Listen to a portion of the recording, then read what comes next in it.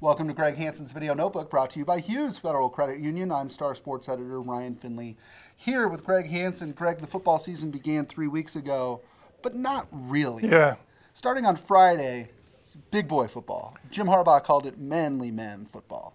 Conference play, Arizona, Utah. Maybe the stoutest defense in the league, the biggest defense in the league, comes to Arizona Stadium. What's going to happen? I don't think anybody knows how good Arizona is, or maybe a better question, how worse. Right. How good they are or aren't at this point, yes. We'll find out in the next 2 weeks, because then they go to Colorado. They're two defensive-based programs. And as we were talking earlier, they've both leapfrogged Arizona. Right. Now Arizona's down at the bottom, and the two teams they thought they could step on for probably 10 years are ahead of them. Right. And that's a big problem. To me, it's incredible. When Colorado and Utah joined the Pac-12, my thought was, well, they brought in Colorado for the football and Utah for the basketball.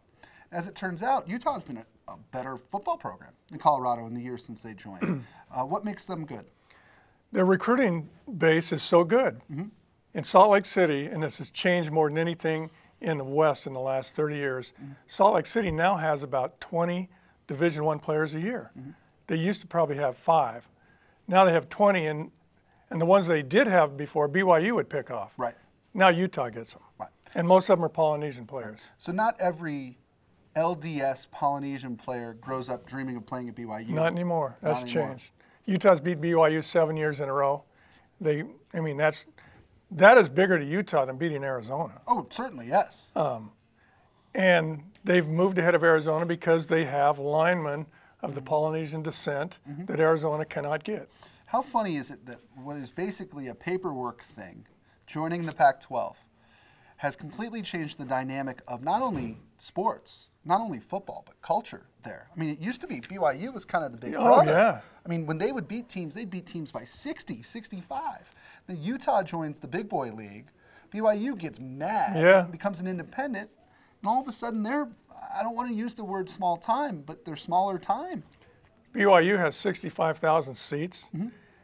Utah has 45,000, and they've sold out 7 consecutive years. Right. And they're thinking about expanding, which I hope they don't do.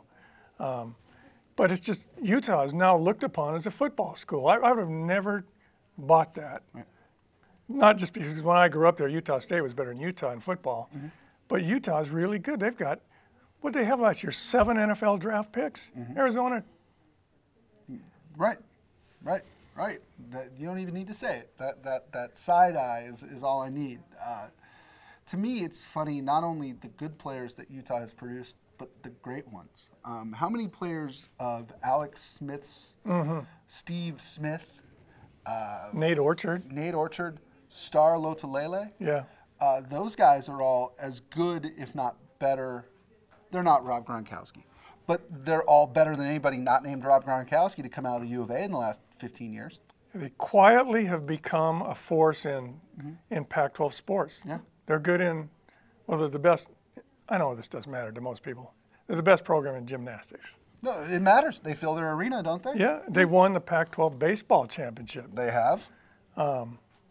They're ahead of Arizona in football. Right. The one sport where they're not dominating or playing as well as I thought they'd play, believe it or not, is men's basketball. Yeah. Men's basketball, I thought they'd come in and they would be maybe not UCLA or Arizona, but on that second tier with Oregon and Stanford. And no, not really. But they've got the second best arena situation and fan base in basketball in the league. Right. Jakob Poeltl, remember him? Yeah. Where did he go? Toronto? I lost track of him the day he crossed the border. He went to Toronto, Yeah. I think. Yeah. Pretty good player. That'll do it for this episode of Greg Hanson's Video Notebook, brought to you by Hughes Federal Credit Union. For Greg Hanson, so who did you grow up dreaming of playing for? You weren't a BYU guy, were you? Oh, are you kidding me? And you weren't a Utah guy? You're a Utah State guy? Oh, I was playing baseball for Utah State, and then they dropped their program. That's a problem. Then I became a sports writer. How old were you when Merlin Olsen was there? Let's see, he left in '62, so I was 10. Did you grow up dreaming of being Merlin Olsen? I mean, was he the guy you pretended to be in the backyard?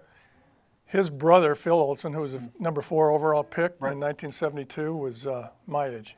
Wow. 2 years older than me, but he played high school football when I was on the high school football team. So I've seen good players. Wow. I'm Ryan Finley. We'll see you next time.